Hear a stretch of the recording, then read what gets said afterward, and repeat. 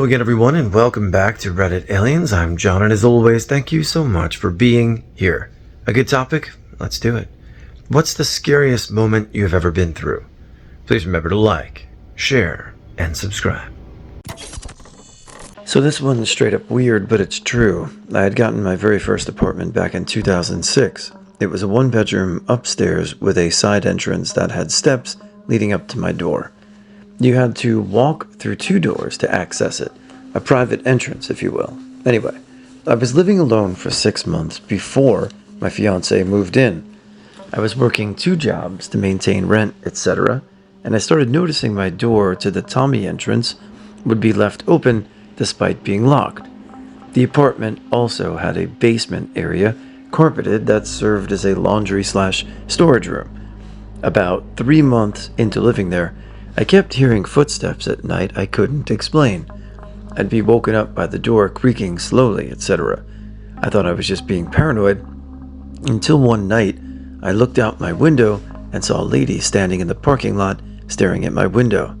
I thought nothing of it, like maybe she was looking for the person downstairs or whatever. Well, long story short, my landlord never changed the locks or gave me an updated key. This woman was the prior resident. I woke up one night to grab a Gatorade to rehydrate when out of nowhere, someone sprinted past me from the kitchen, shoulder checked me, and bolted downstairs. Now, I have no camera, no footage, so I didn't call the police, but I immediately called my landlord and demanded the locks get changed. I explained what happened, and he apologized profusely and even sent me a $50 gas card and $100 off my rent next month. The locksmith came the next morning whilst at work. The landlord left a note explaining this. Remember that side door downstairs I told you about that leads to a laundry room? I kept hearing sounds beneath me like closets opening or whatever. Well, that prior tenant, a 29-year-old woman, was actually living downstairs and had been sneaking into my apartment with her then working key every night, stealing my food or even sitting on my couch. Dead serious. I found this out because the landlord found her in the storage closet. She tried running past him, and he tackled her to the ground. She was the one who got spooked when I awoke suddenly and shoved me to conceal who she was. Scariest shit ever. I was on a hike alone in a national park. I came around a bend in a trail and found myself standing a very short distance away from a bison. Stupidly, I stopped to take pictures. The bison was agitated and started stomping his foot and shaking his head. I really didn't know how to react and wasn't sure if he would be worse to try and run away, so I was paralyzed by the time I realized he was charging toward me. I just remember thinking it might be a while before anyone found me, and wondering if it would be possible for me to call the park ranger phone number I had taken down before I started my hike. In the split second, I was considering how I would deal with my injuries while watching this huge animal charge toward me. I let out a high-pitched scream. For whatever reason, this seemed to shock the bison, and he stopped running toward me. Now, he was very close to me, staring at me and panting. All I could focus on was the fly in his eye as he stared, panted, and occasionally shook his head. I could feel the force of his breathing from where I was standing. I was terrified and just started talking to the bison about how this was all a misunderstanding. After a fairly tense standoff that seemed like it would go on for an eternity, the bison turned around and walked away. It was scary for me, but I'd say scarier for my wife. She was 9 months pregnant and they were inducing labor after several hours of not a lot happening other than beeping monitors and nurses checking in. A couple of nurses rushed in, checking the monitors and my wife's belly. Then a few more nurses came in, not answering questions, and halfway seeming panicked. One said, "Something's not right." By that time, there were about 15 nurses surrounding my wife, and I'll never forget my wife's face, looking at me like she thought she was going to die and lose our baby girl. Then her doctor came in and said, "Well, we're having an emergency C-section." And they literally took off running out of the room, pushing my wife's bed to the OR. I stood up feeling lightheaded. A nurse walked me to the OR and told me to take a deep breath and then opened these two big doors to reveal my wife lying on a table with what looked like her guts lying on a table beside her, and a big opened up belly with blood everywhere, and a nurse holding a grumpy looking pink little girl, and my wife lying motionless on the table. It was definitely pretty scary and hard to put into words. Minus the amount of nurses involved, the birth of my son was very similar to this. Everything was fine. Mom stopped progressing at like 9.5 centimeters rather, sorry. And then there was a cord wrap around our son's neck, and his fetal heart rate dropped really low, and they had him out in like 5 minutes. But it was crazy, like wheeled her right off. Scary, for sure. A few months after my mom passed away from cancer, I returned back to my college town to start working and going back to school. I started dating this guy, we'll call him K for reference, and one night we decided to just take a drive on some back roads and listen to music. This car came up on us really fast and kept flashing his lights. We slowed down to let him pass, but he would not pass and kept riding the bumper of the car. Kay was driving and decided to turn onto a county road and let the car pass, and to turn around to go home, because we were already kind of freaked out. The car whipped in behind us and trapped us in. The driver got out and asked if he could borrow a phone to call his wife, that his phone was dead. In a low tone, I told Kay I was not comfortable with this at all and begged him to just get out of there. Kay decided to let the guy borrow his phone. At this point, I decided to dial 911 on my phone and was ready to hit send if this guy stole Kay's phone. When the guy went to hand back Kay's phone, he pulled out a gun and pointed it at me and told us both to get out. He took my phone from my hand before I could hit that send button and pistol whipped Kay in the head. He took my purse and then ordered me to take off my clothes so he could watch Kay do things to me against my will, and who knows what else. I told him no, that I would rather be shot and potentially die than be AR'd. Then I lied and told him while he was on Kay's phone that I had called the police and they would be there any minute, so he needed to leave. He pointed the gun at me again and said, "I'm gonna find you and kill you, bitch." Got in his car and left. I'm from a very small town, and the town I went to college in was also very small with little crime. I'm still very traumatized from this event, even though it happened almost 10 years ago. While in college, coming home from a late class on campus 7 to 8 p.m., an older man, definitely not a student, rode past me on a bike, then did a 180 around and slowly was following me. I immediately got a bad feeling and pulled out my phone like I got a call, and I was talking to someone. I was close to my dorm and got to the front entrance, went up the stoop stairs, and the guy hopped off his bike, hurriedly parked it in the side of the stoop, and slipped in behind me when I scanned my keycard. Really bad vibes now. So I hang out at the front desk, and he waits in the lobby like he was just checking out the ceilings. I act like I'm checking my mailbox and am avoiding him following me down to my dorm room. He's visually getting agitated and ends up going down the left set of stairs leading to the bottom floor where my dorm was. This freaks me out, and I don't want him to ambush me, so I walked across the main floor building to the east lobby and went downstairs over there, through the labyrinth of a basement in this old dorm building to my side of the dorms. The building's bottom floor has a boiler-type hallway in between. Super creepy, and we used to set up haunted houses down there because it's literally a maze. I'm navigating the turns, and at one point you can see the hallway of the dorms on the east side, mine on the west, and I see the older creep walk past the opening. He never saw me as he was looking ahead. Never held my breath for so long. Was he wandering the basement of a sophomore dorm? After I felt it was safe, I ran the rest of the way to my room and locked it behind me. I don't know what would have happened, but everything inside of me was screaming that something was dangerous. I was camping with a friend way out in the sticks. Around 11 p.m. a van rolls up and a couple of guys get out. The one in the middle was one of the thickest dudes I've ever seen. He had to be 6'2" and like 290 of neck and shoulders. They pretty much bum rushed our site, and he immediately picked up my axe I had been splitting wood with that was on the ground. Then I saw he was out of his mind on meth. He starts going on and on about how his girlfriend was a little drunk and got lost from their site, and he has to get her back so she wouldn't hurt herself. I don't even want to imagine what that girl was running from. We were a long way from anything. So I tell him I hadn't seen her. He tries and succeeds at intimidating me, but eventually drives off. So I tell the friend I'm with, who is a smallish woman, to go sleep in the car. I would have left, but I was pretty drunk, and the last thing I could afford was a DUI. I tell her I'll stay in the tent, and she should lock herself in the car. But I'm way too jacked to go to sleep, so I sit by the fire for a while, trying to drink away my adrenaline.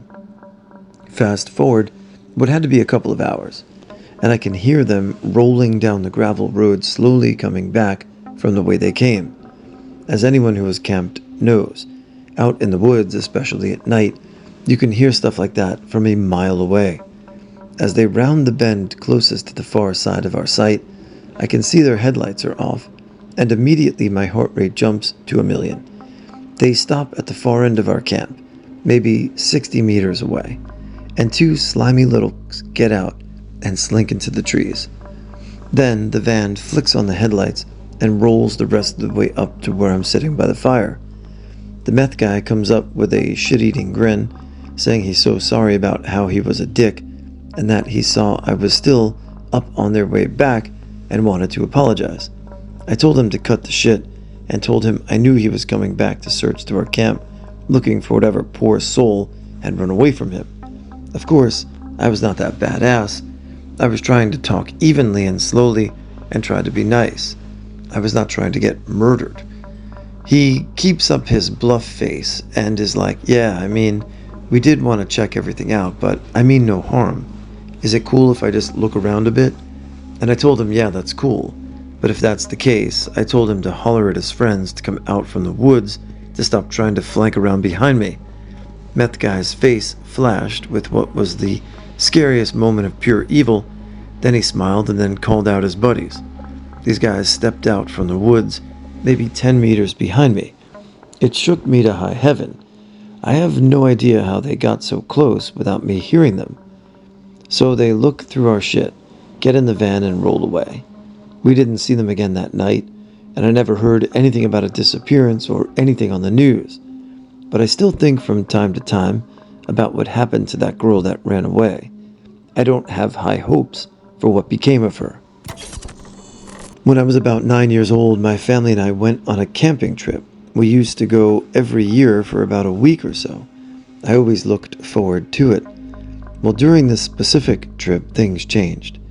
We were down at the shore of the lake nearby, swimming and having fun, when some huge, dark, almost black clouds came rolling over the tree line.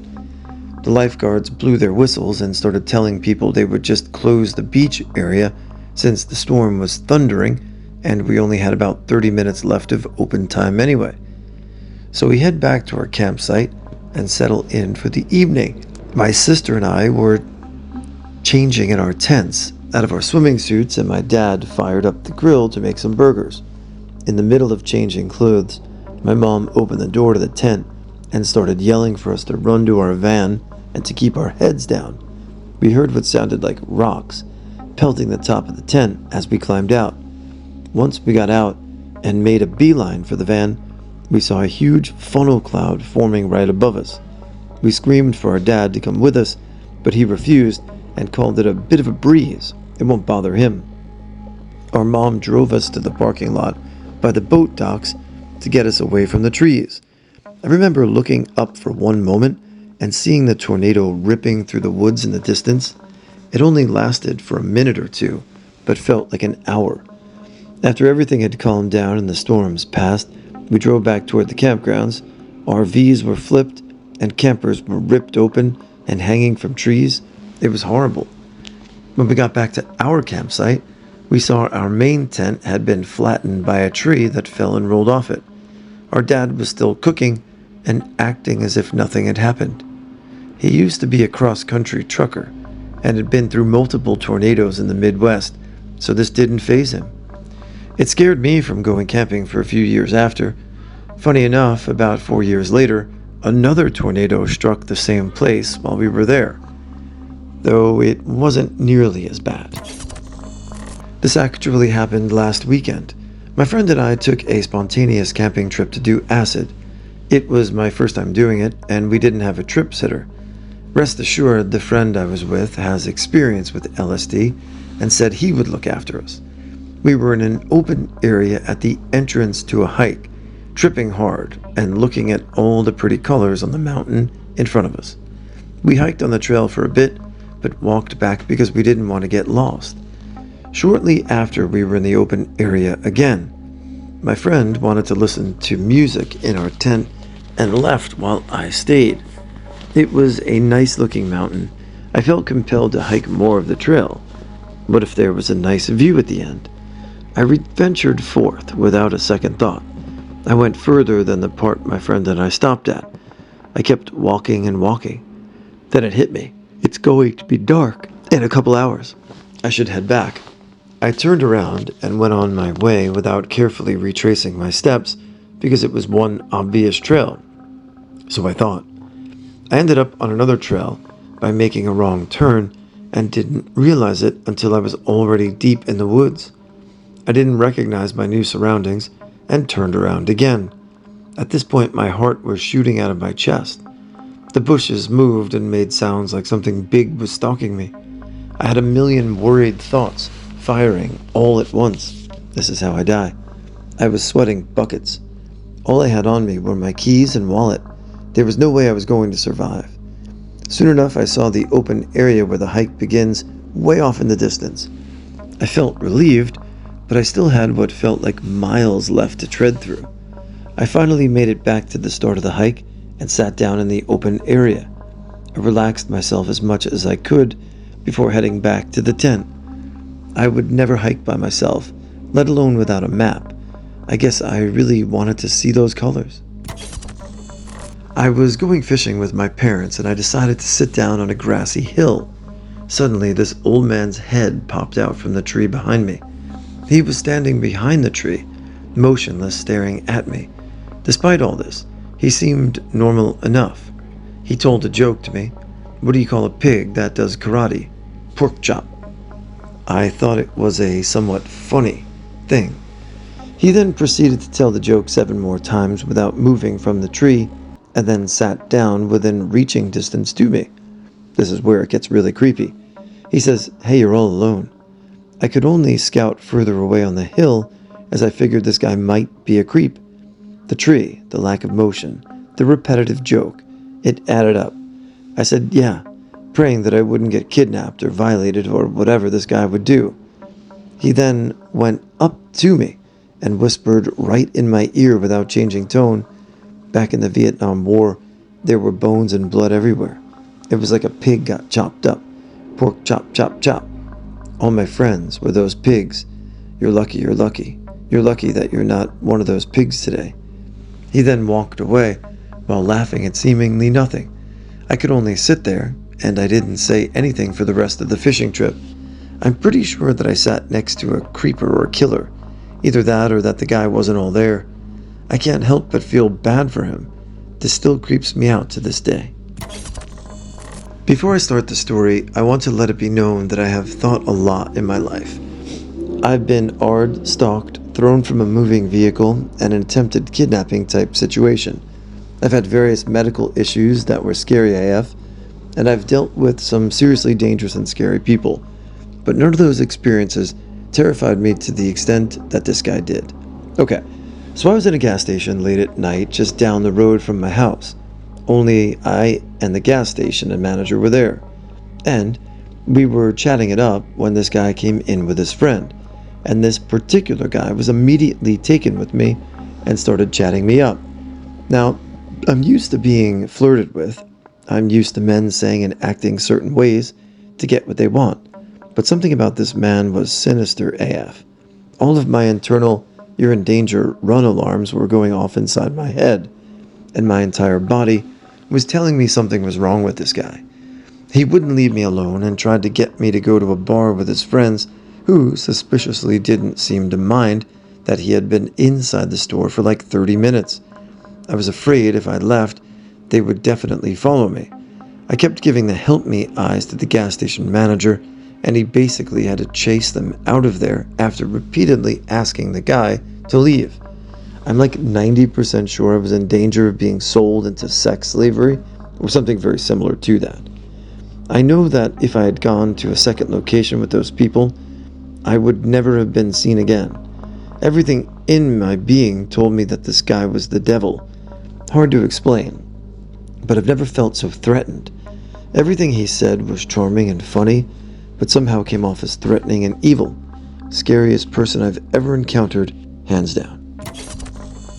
I was exploring a boulder-strewn jungle river in Honduras with my husband and an 8-year-old. It was gorgeous, and we were having fun jumping into the water, wading and walking along the rocks, etc. Time went by, and an hour or two in, I was like, shouldn't we have reached the second swimming hole by now? Downriver from us, the second swimming hole had stairs leading back uphill to the trail. Sheer jungle hills on either side. No homes on either side. We were staying at an isolated jungle resort. Anyway, it starts raining a lot, and I start panicking because the water level is increasing. I know this because I'm tracking its rise on the rocks. I'm now freaking out, imagining a flash flood type scenario. I actually got so panicked that I had to evacuate my bowels along the river's edge. Husband and child were totes unconcerned about everything. Long story short, no flash flood. My husband sped up ahead of us once the rain stopped and saw the swimming hole was almost literally around the next bend. I nearly broke into sobs. I was so relieved. Not long afterwards, we were sitting on a veranda sipping cocktails. What a contrast. I was just absolutely terrified between the potential for flash floods, not to mention trying to scale terrain had we attempted to climb out of the river valley, with poisonous snakes, army ants, etc. I'm also pretty sure some teenagers were planning to attempt to kidnap me when I was 6 or 7 and staying in a cheap motel with my dad on a fishing trip. He was dozy on tranquilizers in the room, but had sent me out to get ice, but that's a story for another day.